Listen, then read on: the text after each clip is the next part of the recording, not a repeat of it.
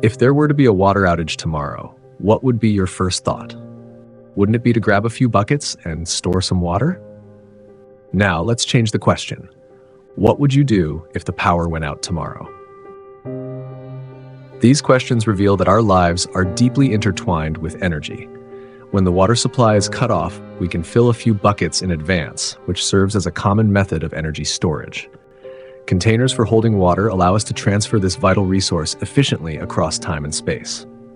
Now, what about a power outage? That's where energy storage batteries come into play. These batteries store electricity for emergencies. During peak usage times, they release the stored energy, and during off-peak times they recharge themselves. When paired with solar panels, they can provide a high level of energy self-sufficiency. ELA power, stable power every moment.